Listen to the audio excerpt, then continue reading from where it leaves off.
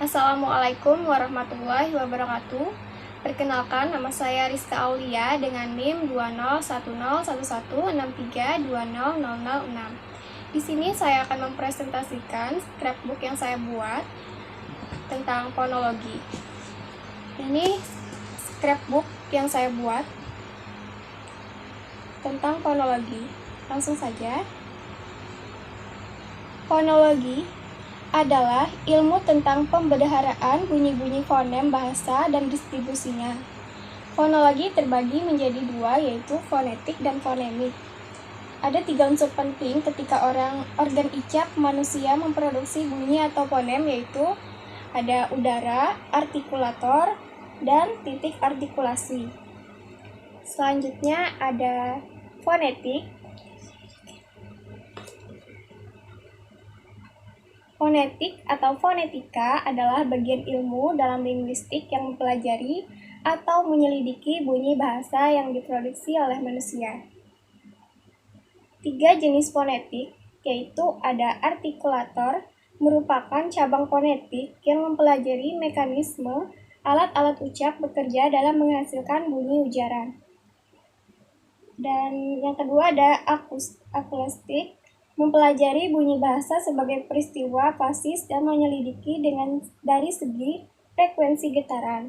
Yang ketiga ada auditoris, mengungkapkan mekanisme penerimaan bunyi-bunyi bahasa oleh telinga. Selanjutnya ada transkripsi fonetik. Transkripsi fonetik yaitu penulisan bunyi-bunyi bahasa secara tepat dengan menggunakan huruf fonetik. Transkripsi fonetik adalah perekam bunyi dalam bentuk lambang tulis. Tujuan transkripsi fonetis secara etimologi bahwa transkripsi berasal dari trans, pindah, mengubah, memindah, dan skripsi, tulisan. Lambang bunyi atau lambang fonetis yang sering dipakai lambang bunyi yang ditetapkan oleh International Phonics Association. Tulisan fonetik menggunakan lambang bunyi bahasa yang sudah ada dalam bab submental. Selanjutnya di sini ada alat ucap dan proses pembunyian bahasa. Secara umum, alat ucap adalah organ tubuh manusia yang berfungsi dalam pengucapan bunyi bahasa.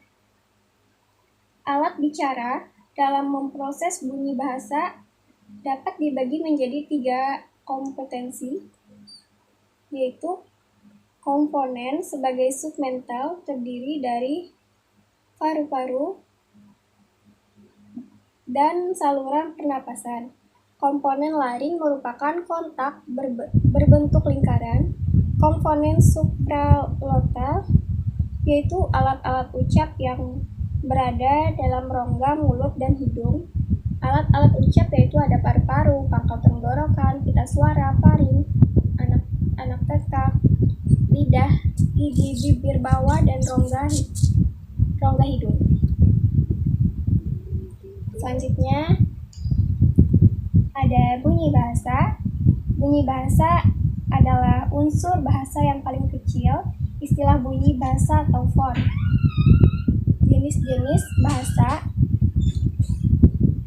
yaitu bunyi vokal, bunyi bersuara, bunyi arah dan nasal, bunyi keras dan lunak, bunyi panjang pendek, bunyi tunggal dan rangkap, bunyi nyaring dan tak nyaring, bunyi agresif dan intragresif, bunyi segmental, bunyi utama, sertaan. Unsur-unsur segmental ada nada, tekanan, jeda, dan durasi. Selanjutnya ada fonemik. Fonemik atau fonem sebuah satuan kecil dalam sebuah bahasa yang masih bisa menunjukkan perbedaan makna. Alofan-alofan dari sebuah fonem mempunyai kemiripan fonetis. Fonem konsonal dalam bahasa yaitu posisi pita suara dan artikulatornya.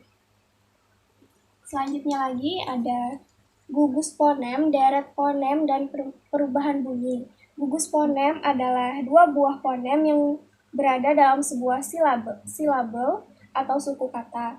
Gugus fonem dibagi menjadi dua, yaitu gugus vokal dan gugus konsonan.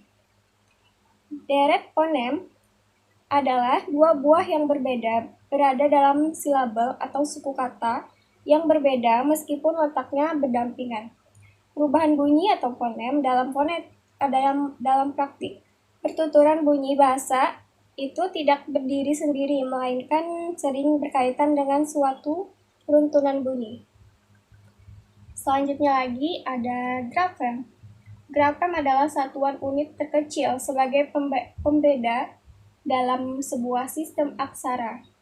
Menurut pedoman grafem untuk fonem bahasa Indonesia, yaitu fonem vokal, fonem diftong, dan fonem konsonan.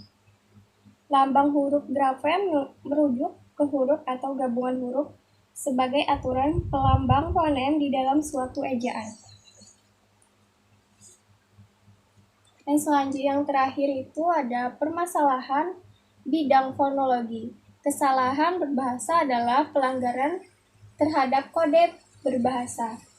Jenis kesalahan tersirat berbahasa yaitu ada fonem A menjadi E, fonem I menjadi E, fonem E menjadi E, fonem U menjadi O, fonem O menjadi U, fonem I menjadi E, fonem A menjadi O, fonem H menjadi di depan dan di tengah akhir kata penambahan, fonem H di depan, di tengah, di akhir kata penghilang, fonem cluster yang menjadi S, fonem C menjadi C, fonem I menjadi V. Upaya yang dapat dilakukan untuk mengurangi adanya kesalahan berbahasa Indonesia: 1. Meningkatkan penguasaan kaidah bahasa pada siswa. 2. Memperbanyak latihan menulis. Yang 3. Menerapkan teknik-teknik koreksi yang tepat. Itu saja yang dapat saya sampaikan. Wassalamualaikum warahmatullahi wabarakatuh.